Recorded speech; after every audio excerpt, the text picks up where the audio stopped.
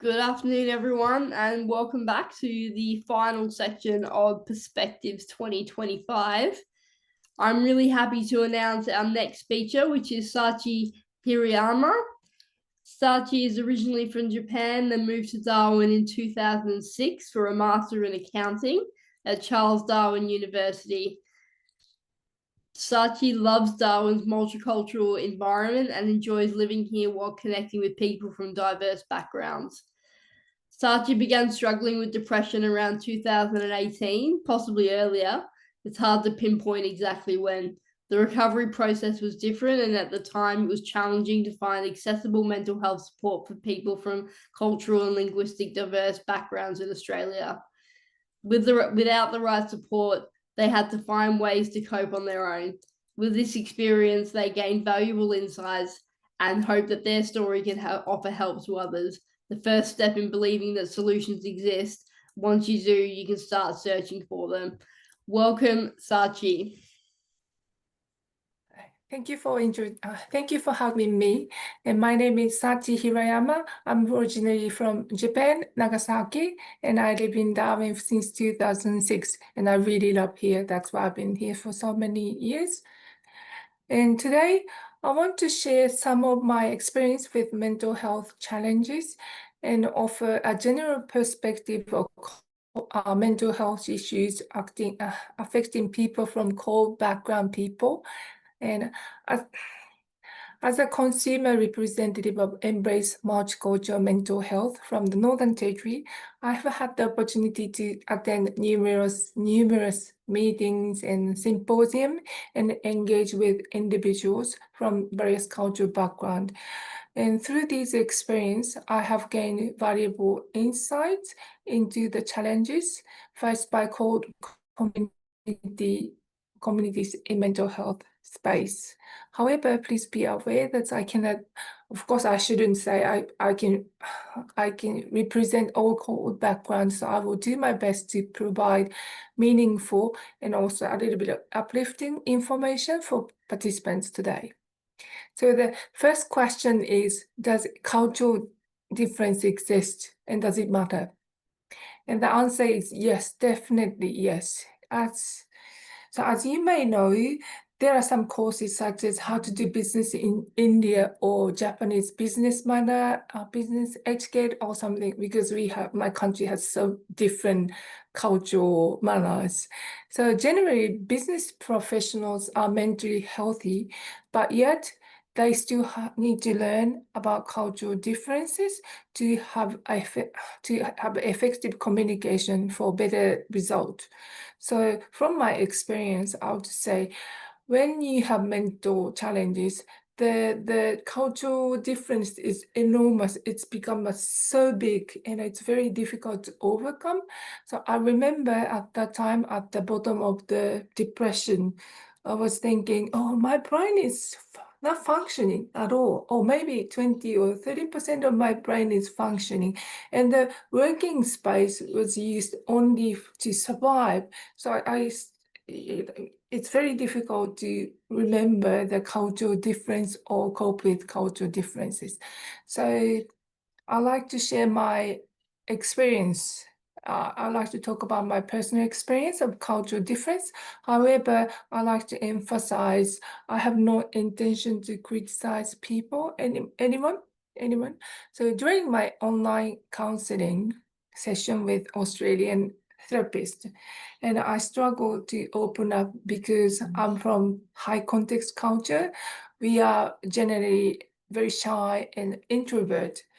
But I knew that I have to open up, but I was keep on saying, I'm okay, even though I wasn't. So it's not very easy for us to tell that we are not okay. And however, I knew I had to be more open because I'm in Australia. And so I tried, and after the 2 sessions, I finally started to feel comfortable to open up. But on the other hand, the counselor took my words as it is at face value, assumed that I was truly okay, and suggested let's end so the person said, oh, you sounds okay. So maybe we end the counseling or something like that. So at that time, the moment, I burst into tears and I cried and I couldn't even barely speak. And I'm pretty sure that the counselor was very shocked because I was telling I'm okay, and all of a sudden I was crying, and then perhaps felt bad, and I feel very sorry for that, and I'm sharing because I hope other people don't have the same experience, and I just want to say there is nothing wrong for both sides. So neither the counselor nor did I did anything wrong. It was simply a case of cultural misunderstanding. And I've been in Australia for many years, and I thought I have adapted to Western communication, which tend to be direct and logical, and I like it. That's why I'm here for long. However, when I was mentally vulnerable, I, re- I, I reverted back to my deeply integrated Japanese way of thinking. So I was 100% Japanese. So suddenly the straightforward manner of communication is I felt, oh, it's too direct, and I struggled to handle it. I was thinking, why do you speak like that? And yeah, it was really difficult. And I'm hoping this will help other people avoid similar misunderstanding and it won't happen. Seems like it's a bit of a common reaction from cold background people, because I've heard many of my members, the Embrace Multicultural groups members, say that that's the I'm sorry, but Western approach is dry. That's what I heard from many people. And maybe our way is more, especially Asian, is more emotional, and maybe a little bit soft approach is more suitable for us. Sorry. So another topic I like to mention is about stigma. But I understand that non-core background people also have stigma after I heard other people's fantastic speeches. So I will only discuss culture-related stigmas. So there are two aspects of culture-related stigma in mental health. One is the word mental itself carries a strong impression in some cultures, often associated because it is translated into insane or crazy. And I had the experience that's quite recently. I met some lady from Cambodia, and unfortunately, she witnessed the murder case. So some Australian guy was stabbed by knife, and he passed away. And I felt, so I wanted to say that, are you okay? And do you have to look after your mental health?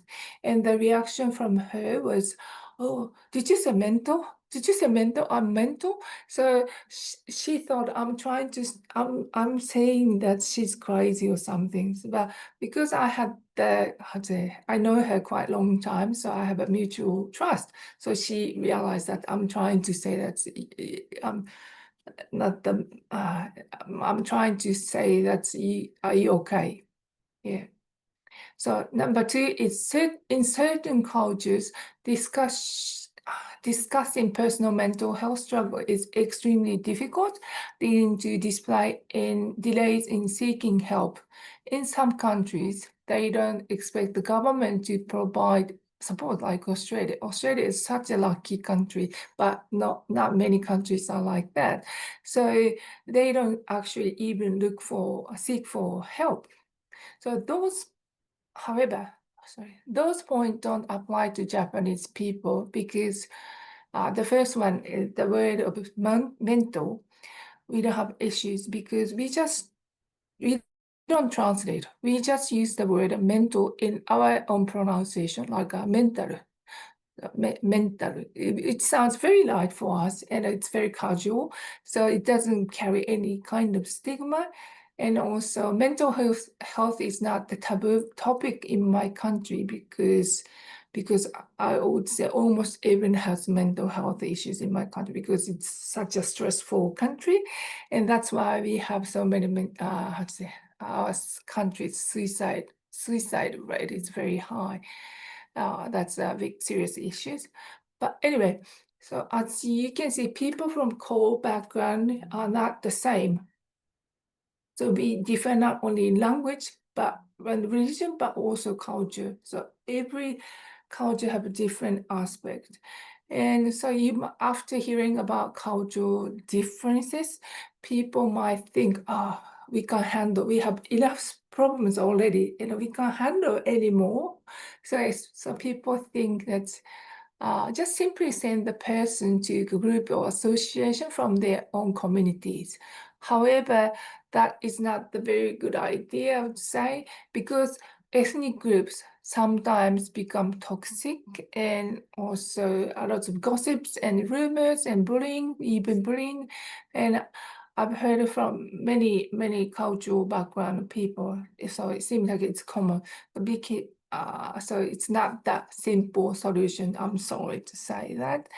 And so I've started to worry that I'm afraid that you might start to think that core background people like immigrants like me or refugees are burden to Australian society, but I don't think so. I hope not. And I hope people think in that way that we can be a valuable asset to the communities because people from different cultures have different way of coping mechanism of to overcome the difficult time.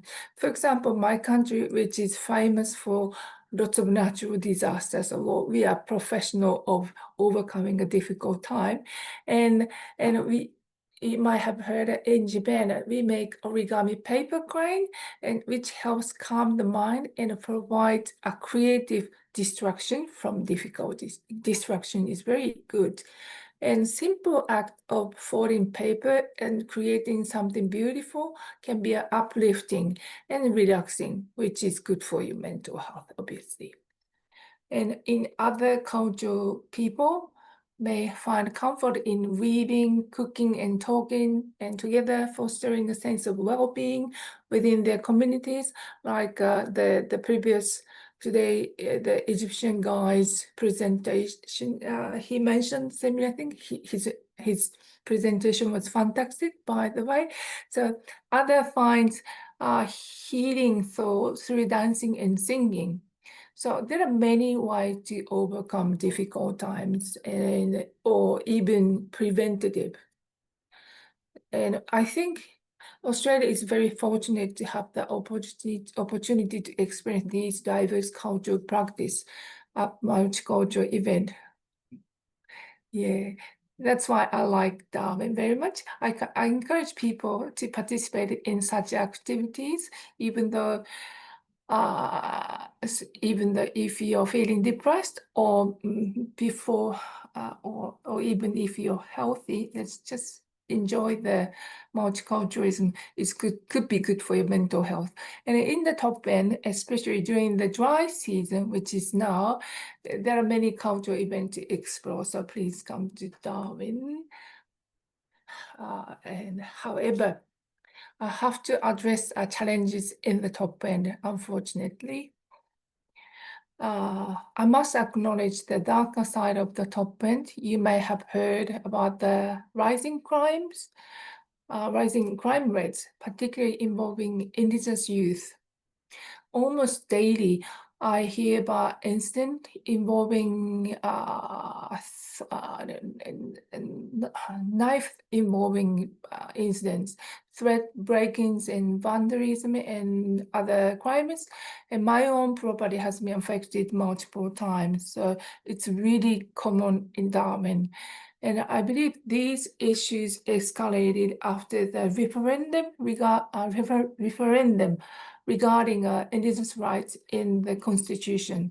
The rejection of the proposal was huge shock to the indigenous community. I could feel, I can feel the anger really daily basis.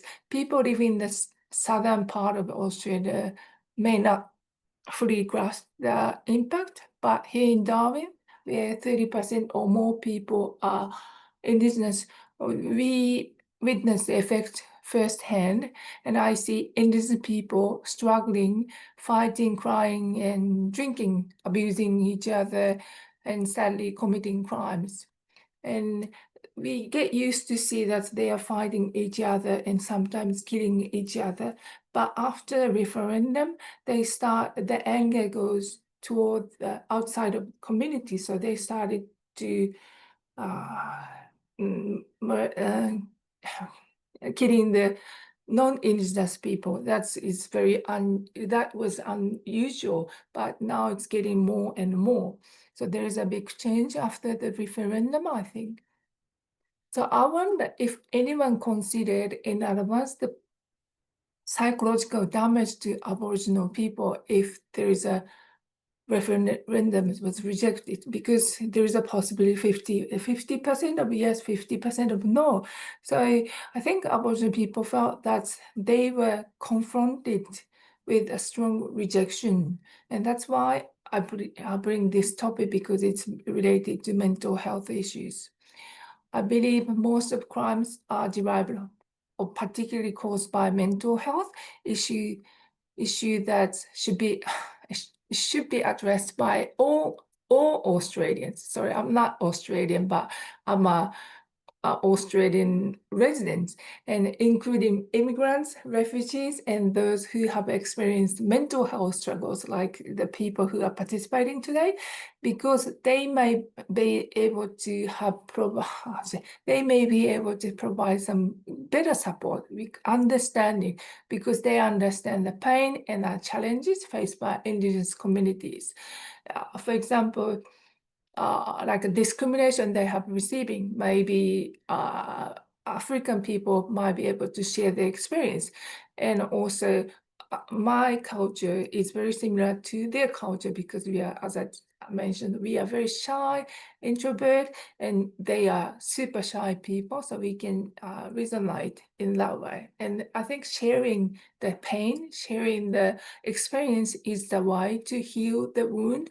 And I think the problem that Indigenous people have is so big, so it cannot be addressed by only one like nationality or one culture. It should be tackled by so many different culture and so many different background people, like lived experience people.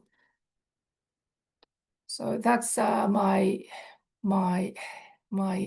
message I like to share, and thank you for sorry. So can I say one word? To solve this complex problem, people from all backgrounds must come together. In particular, individuals from the diverse culture background can serve as a bridges, sharing technique that might help Indigenous people to find the way to heal. So that's the message from top end, and thank you for listening.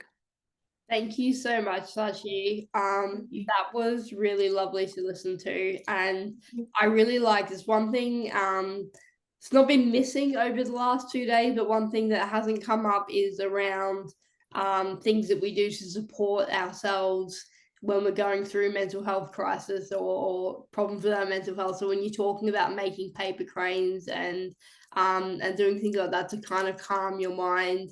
I wish I could make them, but I definitely can't. I might have to come up to Darwin and you could teach me. Yes, I will. But you recognizing in yourself the things that you need to do to calm yourself in those states was actually really insightful to listen to. And as someone who spent a lot of time in Japan and has a lot of Japanese friends, I can understand exactly where you're coming from. One of my favorite things about Japanese people is they never speak above a room level voice. It's always a quiet voice, and I can understand that quiet voice will be difficult to come across to a counselor or a psychologist in a period of depression or struggle, because you wouldn't portray the same type of emotions and openness and I think you said dry conversation, whereas an Australian can go in and do that type of thing, and it could be very difficult for someone who doesn't come from that background. but it sounds like you've come a really long way, and I'm really appreciative of everything that you said today. Thank you. We've just got a couple of questions from the audience, if you don't mind answering them. What is one of the major things that's made a difference to you? Major things. What kind of things? Sorry. Yeah, so what's something, so we talked about paper cranes Oh, making you yeah. feel better. Yeah. What's another difference that's made a difference? Like what's something that's made a difference to you? Oh, difference. Actually, I can I quickly mention about my recovery process? Of So course. it's because I'm far away from main down south, and also my community is very small. So I decided to fix by myself. So I went to internet and I tried like a tapping, a meditation, hypnotherapy, and a hip hop ho'oponopono or that kind of thing, and but really helpful thing was I find the job actually. I teach jewelry making for disabled people, and that was really good because usually carers are very caring people, and surrounded by caring people, and this that disability care industry is very peaceful, and now I look back at that was the only job I could do. So I find the perfect job. And so because everyone is different, so my perfect job is not suitable for other person, but there is a way to survive, and also still get some income from the job. So yeah, I think I look back and I did a great job. Yeah, And that's I amazing. still enjoy, yes. Yeah, that's great. What's one thing that you hope people take away from your presentation? Take yes, yeah. The situation in Northern Territory is a bit different from down south, so please a little bit pay more, how to say, attention to the situation, because it's everyone's problem. So indigenous people's problem is not their problem, everyone's problem. So yeah, I just wanted to raise awareness using this opportunity. It's a mental health issues. Yeah, okay. What helped you speak out about mental health care for people from cultural linguistic, backgrounds? What helped you speak out about that? Yeah, I have a good answer. So Good. I when I attend Embrace Multicultural Mental Health, actually the purpose is to raise awareness that there is the cultural difference in core background people, so we might need a different approach.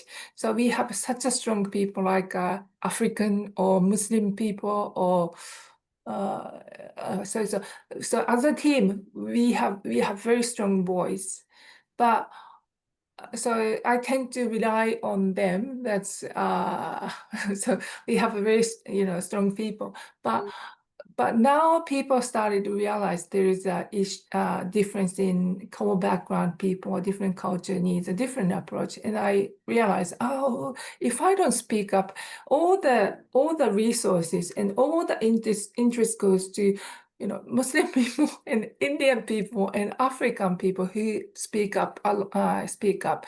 So like me, or I often talk with Polynesian or Polynesian people who tend to be quiet like us, and also indigenous people are same. So I think we have to speak up now. And I learned from the very strong opinion people like Muslim or Indian or African people. I really admire them and I learn from them. So I really appreciate that.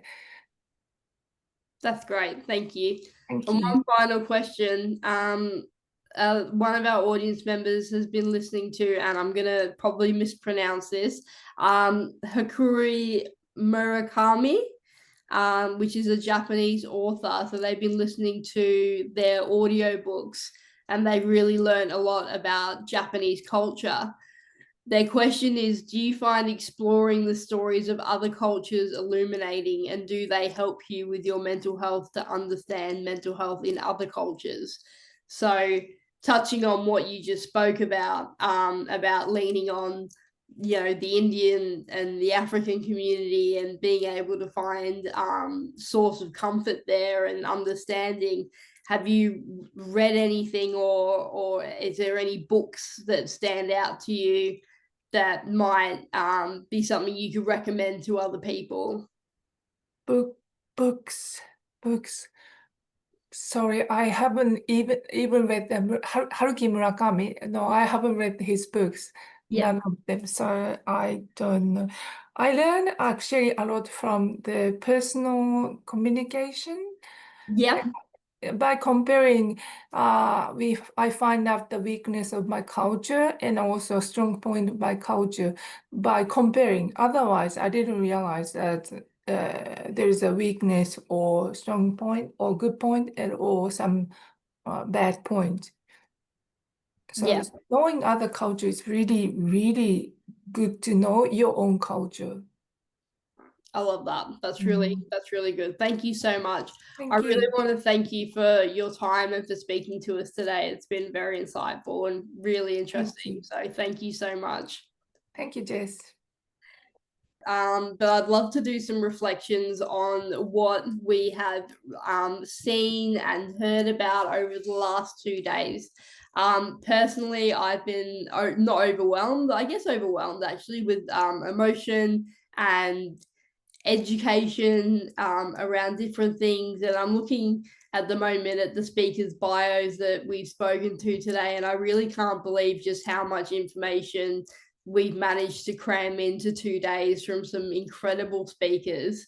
Understanding things like perinatal depression, learning about queer experiences, regional Australian struggles with depression and things along those lines, learning about programs such as the Big Feels Club and things that we can access online, learning about cultural linguistic barriers to treatment.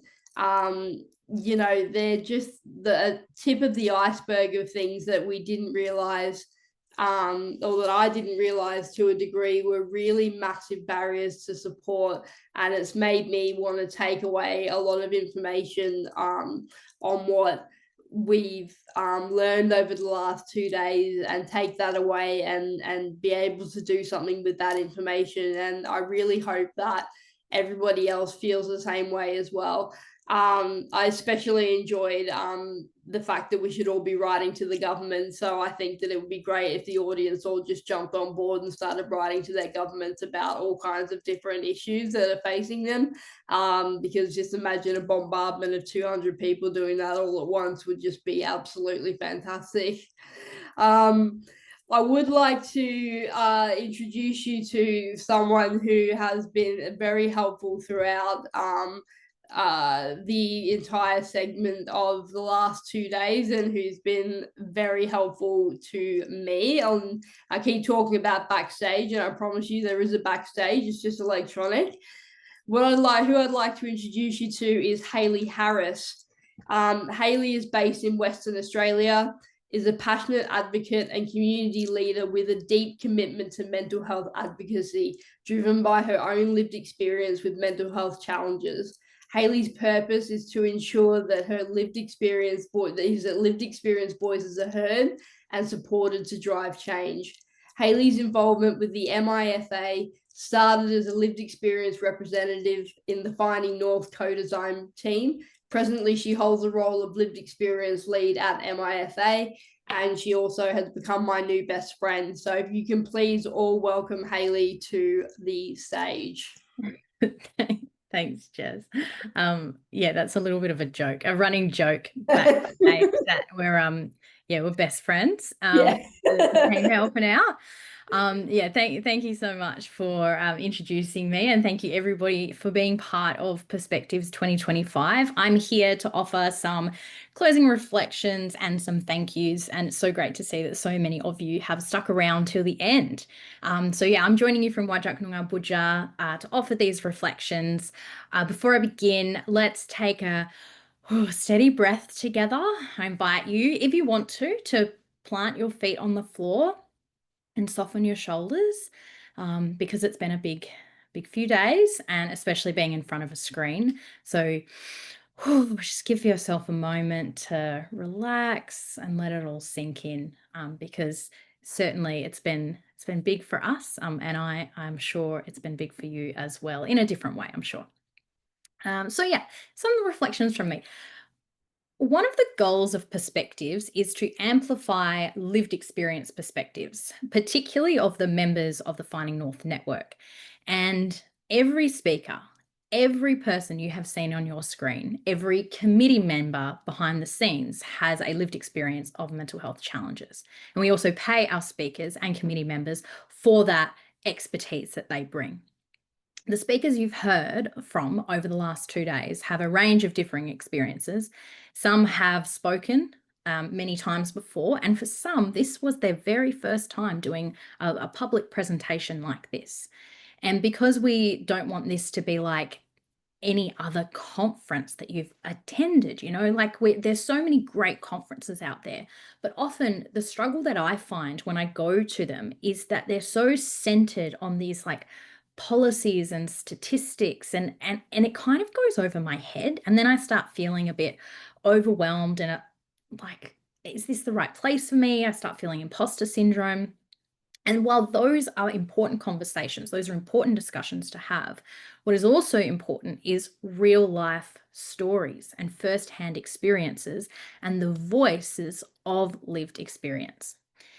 And so in the lead up to this event, there's a slogan that I've been trying to get going, but I've been using this slogan and it didn't really catch on, but I'm using it anyway. So in the lead up, the slogan I've kind of been using is, this event is about perspectives, not perfection. And maybe I was saying that as an out in case anything went wrong, but it's true. We're here to amplify different perspectives. We're not here to be perfect. And so our goal today and yesterday was to be real. We want this to be an enjoyable experience for all you fabulous attendees. But we believe that authenticity is even more important than a perfectly polished event. But with that in mind, we still want your feedback for how we can make it better. So if, we hope that you completed the poll, but we'll also send out some feedback via email following this event, as well as the recording. So please keep giving us feedback. Yes, it's about perspectives, not perfection, but maybe there are ways we could improve. Now, I want to share a few thank yous. So a massive, massive thank you, of course, goes to our speakers who made this all possible. We absolutely could not do it without them. So our day one speakers who spoke on the theme of transformation through advocacy, the amazing Joanne Kahn. We heard from Renee Buchanan, Lambrina Gimian, Joe Fitch, our keynotes, Graham Panther and Honor Eastley, Georgie and Bree Toy. Thank you all for speaking yesterday. You were absolutely incredible, and you spoke about the power of transformation through advocacy. For any attendees who weren't here yesterday, like I said, there's a recording so you can check that out if you missed it. Today, for our day two speakers who spoke about connecting with human rights, again, Joanne Kahn came back. Thanks, Joanne, for coming back. Our keynote speaker, Trish Tran, Michael Elwin, Christy Mounsey, Kim Hutchinson, Kayla Vander Hayden, and of course, Sachi Hirayama. Thank you so much, all of you, for being part of this and for talking today. I want to also, I guess, about today's theme, connecting with human rights, it's quite an interesting theme, because when I told people about this event and spoke about that theme, some people kind of said to me, oh, human rights, that could be a bit heavy. And it's interesting that, people say that. And so I guess a thought when people share, oh, human rights, that sounds heavy.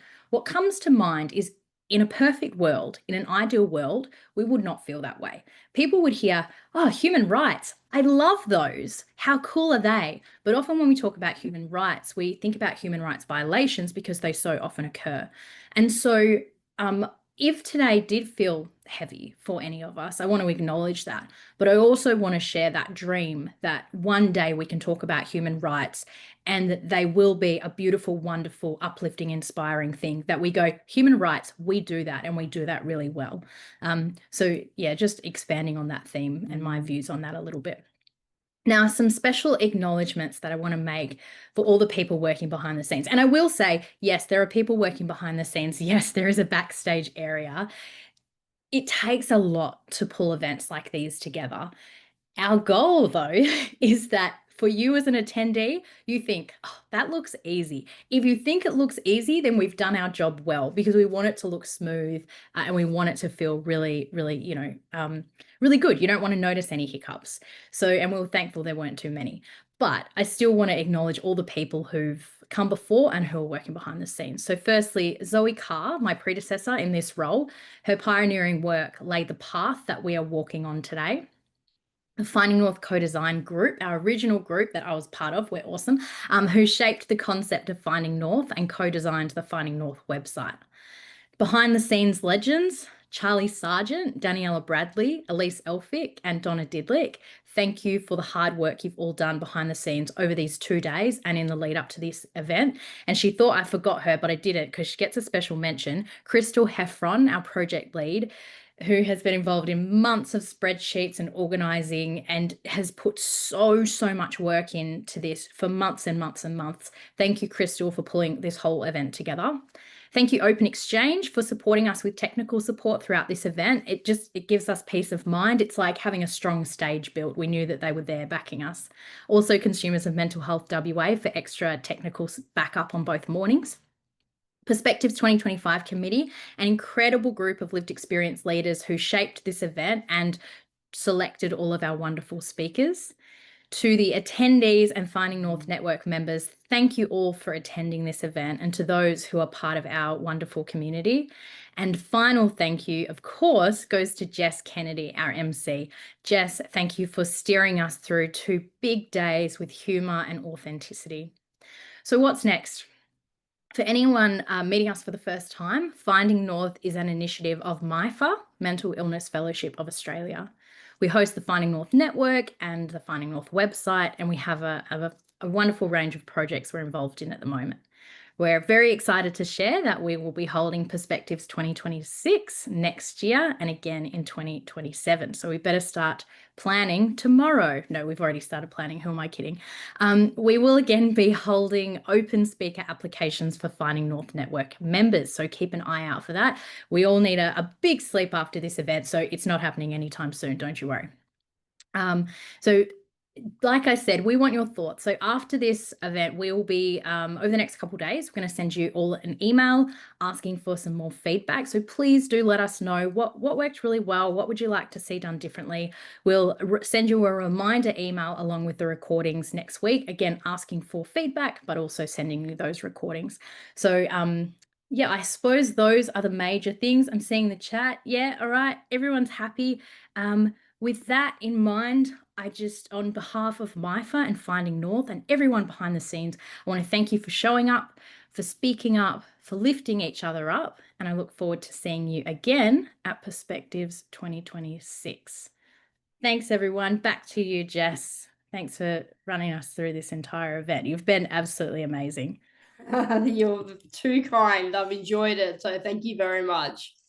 So just before we finish up today, I just would like to focus on some points that have come out of the chat today.